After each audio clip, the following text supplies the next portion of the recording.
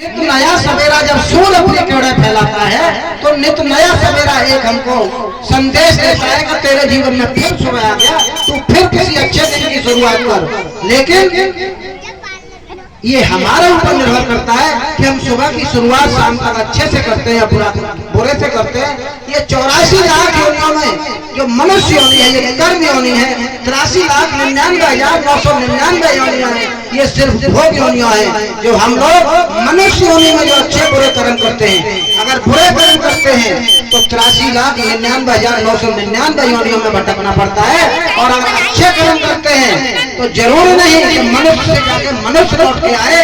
अगर और अच्छे कर्म होते हैं तो हम लोग जाकर के परलोकवासी स्वर्गवासी भी हो सकते हैं। इसलिए ध्यान रखो, जहाँ रामचरितमानस हमको जीने का तरीका और सलीका सिखाता है, जहाँ रामचरितमानस जीने का रास्ता दिखाता है, भागवत हम लोगों को परलोक का मार्गदर्शन करता है। वहीं भागवत हमको परलोक का मार्गदर्शन करता है।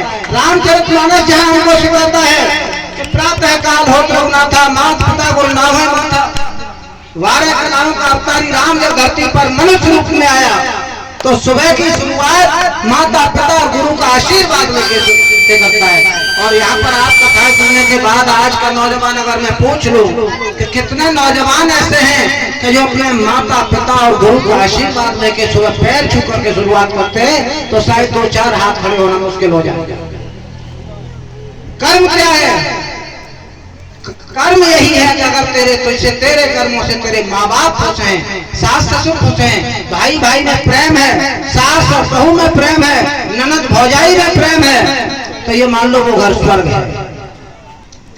और अगर ये सब नहीं है, लाठियां खींच रही हैं, सुबह होते ही होते पति देव तो खड़े हैं, डंडा लिया, पत्नी खड़ी है, झाड़ू लिया, कुछ और नहीं है, तो यही तुम्हारा नरक है। स्वर्ग और नरक की कहीं बिल्डिंगें नहीं बनी है, न ऊपर स्वर्ग है न नीचे स्वर्ग है। अगर बुढ़ापा आराम से कट रहा है, परिवार में सुख शांति है, जहां सुमत वहां संपद नाना, जहां सुमत वहां विपद निधाना, परिवार में सुख शांति है, बुढ़ापा आराम से कट रहा है, बालक रोटी दे रहा है, सास को बहू इज्जत कर रही है, यही स्वर्ग है। और अगर नदियों में पड़े और मक्खी नहीं मारी जा रही है, लड़का बात नहीं पूछ रहा है, सास की बहू बात नहीं पूछ रही, यही नरक है। इसलिए भागवत सुन रहे हो, बहुत अच्छी बात है। जीते ही मरने का भी इंतजाम करना चाहिए। और मरने का इंतजाम ये नहीं कि मरघट पे जाके अभी से चंदन की लकड़ी रख दो। मरने का इंतजाम भी यही है जो आप लोग कर रहे हो, भगवान की भागवत में बैठ करके अपना परलोक संभाल रहे हो, ये बहुत बड़ी बात है। वरना इस कठोरे के आसपास तमाम लोग होंगे जिनके कानों तक आवाज जा रही होगी, लेकिन उन्हें यहाँ तक आने की फुर्सत नहीं है। क्यों?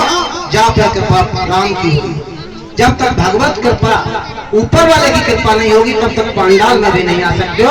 आपके ऊपर ईश्वर की बहुत बड़ी कृपा है, वो आप आज पांडाल में बैठे हो, भागवत का सेवन कर रहे हो। सौभाग्यशाली नहीं, परम सौभाग्यशाली है आप। इसलिए अपने को धन्य समझिए।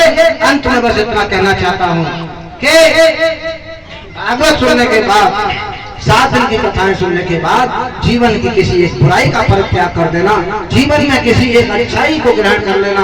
किसी भी हमारे राजा महाराजा देवी देवताओं की कथाएं सुनने के बाद किसी पूर्वज के इतिहास का एक का अनुसरण कर लेना, कथाएं सुनना आपका सफल हो जाएगा।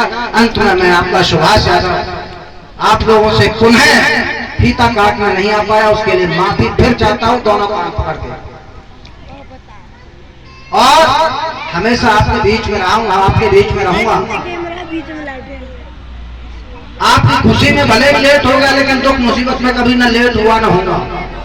जब जब जरूरत आप लोगों को पड़ी है, हमेशा आपके कंधे से कंधा मिला के मैं चलाऊं और मेरे साथ आप चले हो। और मुझे विश्वास है इस धरती से तो रोटी बेटी चूल्हे चौके का रिश्ता रहा है, न कभी विश्वास आपने तोड़ा है न मैंने तोड़ा है। जब जब जरूरत पड़ी मैं आपके काम आया, आप मेरे काम आए, और जब जब जरूरत पड़ेगी तो जैसे आज तक आपका मैंने साथ दिया या आपका मैंने अथवा मैंने आपका दिया है, फिर हमेशा एक दूसरे के साथ खड़े रहेंगे।